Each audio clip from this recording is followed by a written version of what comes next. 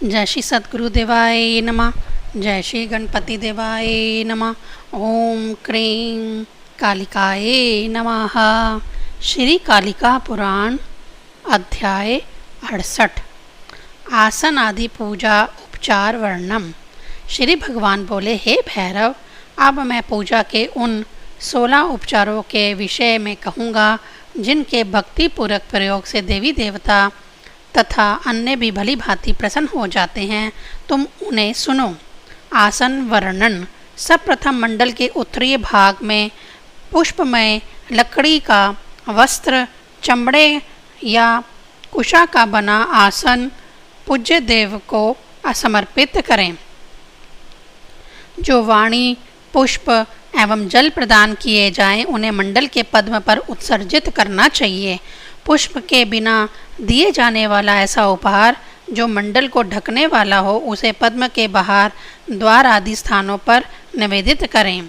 मंडल पूजन में अर्धपाद, आचमनीय, स्नानीय, नेत्र रंजन, मधुपर्क, गंध और पुष्प पद्म पर निवेदित करें यानी चढ़ाएं। प्रतिमा पूजन करते समय जो शरीर पर अर्पण के योग्य हो, उसे यथोचित अंगों पर अर्पित करें। उचित नैवेद्य एवं भोजन आदि देव के सम्मुख निवेदित करें। जो पुष्प का आसन कहा गया है, यदि वह गर्भक यानी कली के आकार का हो तो उसे मंडल यानी यंत्र के ऊपर, और बड़ा हो तो द्वार पर अर्पित करें। हे भैरव, पुष्प से, पुष्पों के समूह से तथा कुशा, सूत्र आदि से बना हुआ आसन देवी को, मुझे तथा अन्य देवताओं को अत्यंत प्रिय है। यज्ञ काष्ठ से बना हुआ आसन शुभ और कोमल हो, जो न बहुत ऊंचा और न अधिक विस्तृत हो, ऐसे आसन का उपयोग करें।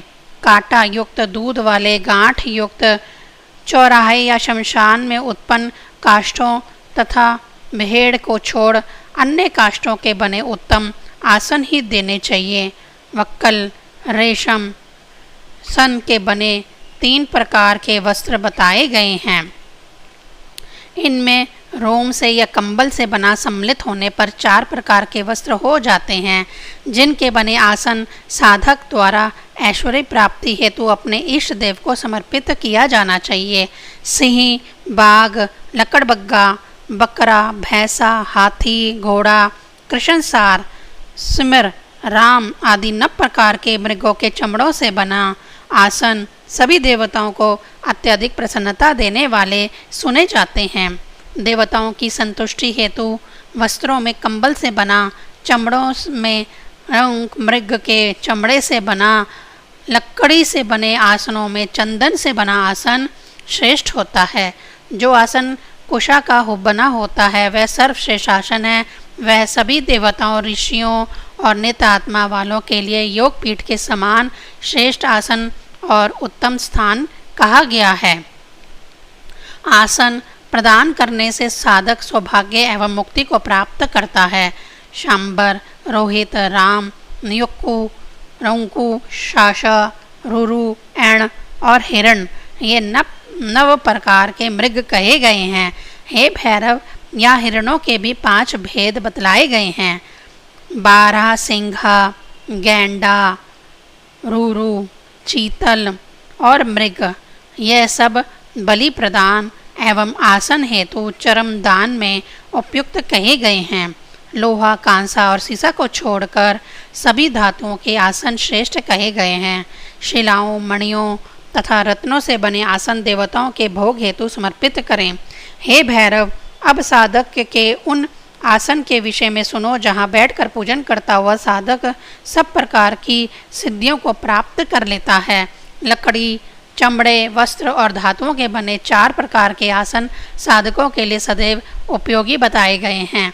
वह 4 प्रकार के ही आसन पूजा कर्म ने साधकों के लिए सदैव श्रेष्ठ बताए गए हैं। यदि पूजा हेतु साधक को उचित आसन ना उपलब्ध हो तो विद्वान साधक काष्ठ आदि का सदैव श्वेत आसन बनवाएं।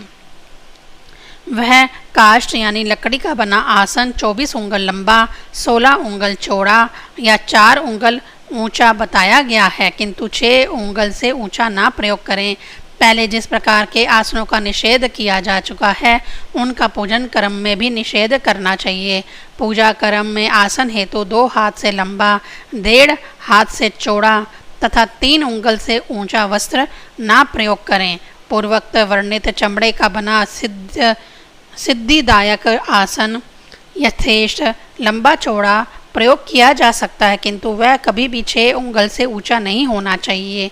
महामाया, कामाख्या, त्रिपुरा के पूजन के लिए कंबल, चमड़ा, पत्थर के बने आसन तथा विष्णु के लिए कुशा से निर्मित आसन उत्तम बताए गए हैं।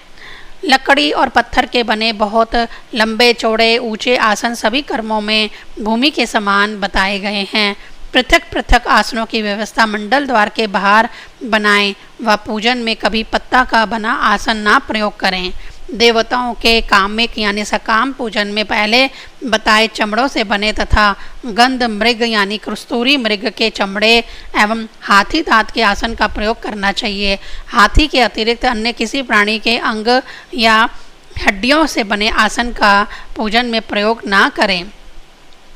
यदि जल में देवताओं का पूजन करना हो तो वहाँ भी आसन पर बैठकर ही करना चाहिए, कभी भी खड़े होकर पूजन नहीं करें। जल में शिला निर्मित लकड़ी, धातु या कुशा के बने आसन का उपयोग करें, अन्य 4 रमज वस्त्र या कंबल के आसन का नहीं। यदि आसन बिछाने की व्यवस्था हो तो उपयुक्त आसनों की व्यवस्था करें, अन्यथा साधक मानसिक आसन की व्यवस्था कर जल में पूजन करें। यदि उचित आसन ना मिले तो भी मानसिक आसन की परिकल्पना से ही जल में पूजन करें। जल में या अन्य स्थान पर जहां आसन बिछाने की व्यवस्था ना हो, वहां मानसिक आसन की कल्पना से ही स्थित हो देव पूजन संपन्न करें।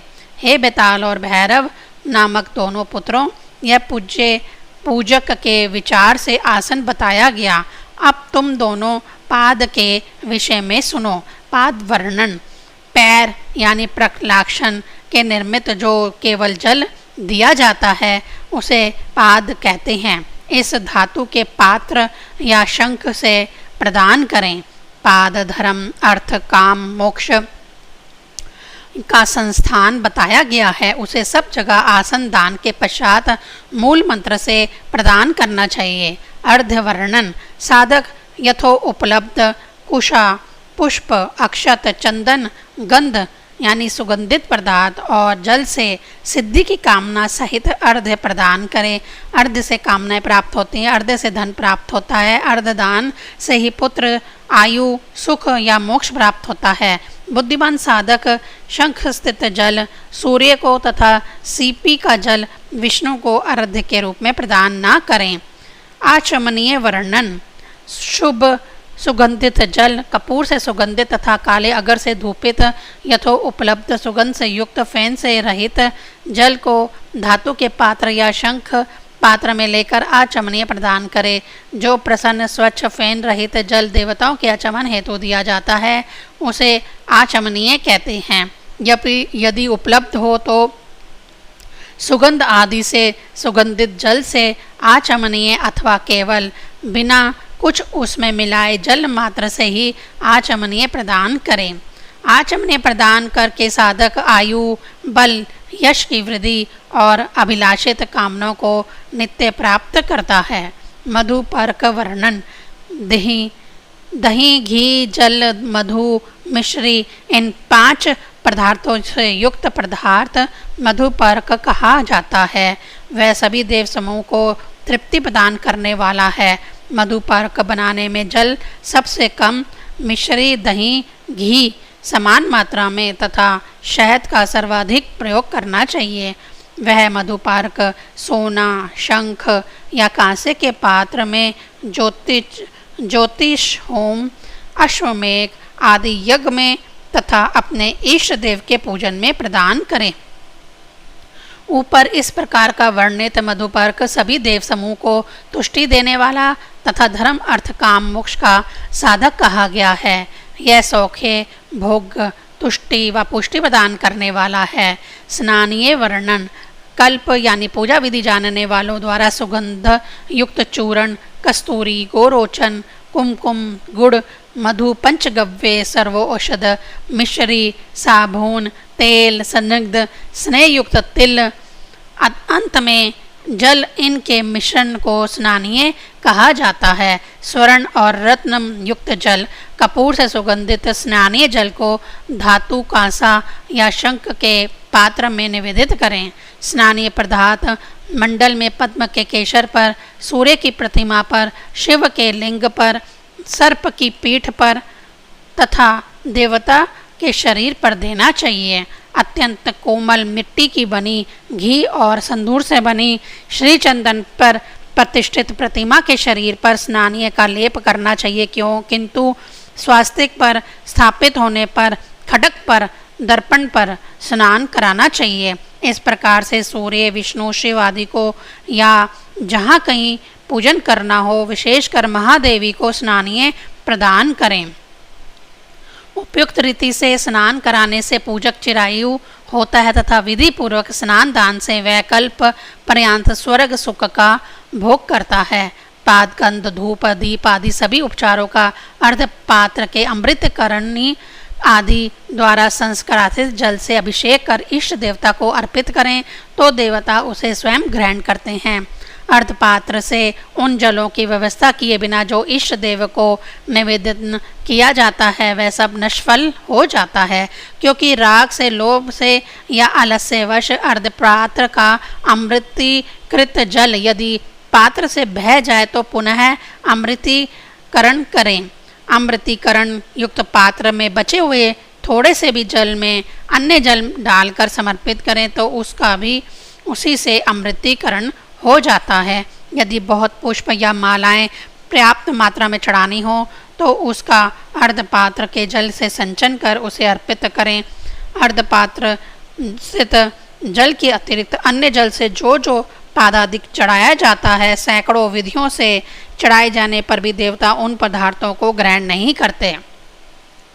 नव प्रतिपत्तियों से संस्कृत किए संस्कारित अर्ध पात्र में सभी तीर्थ और अमृत निवास करते हैं, इसलिए जिन्हें अर्ध पात्र में रखकर अर्पित करना उचित नहीं है उन्हें उस अर्ध पात्र में स्थित जल से उपचारों का अभ्यूषण करके ही चढ़ावें।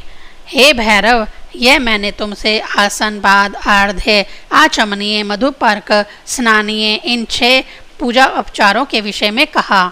अब तुम दोनों का ज्ञान बढ़ाने के लिए वस्त्र आदि अन्य 10 पूजा उपचारों के विषय में कहूँगा, उसे सुनो। श्री कालिका पुराण में आसन आदि पूजा उपचार वर्णन संबंधी अध्याय 68 संपूर्ण हुआ। ओम क्रीं कालिकाये नमः।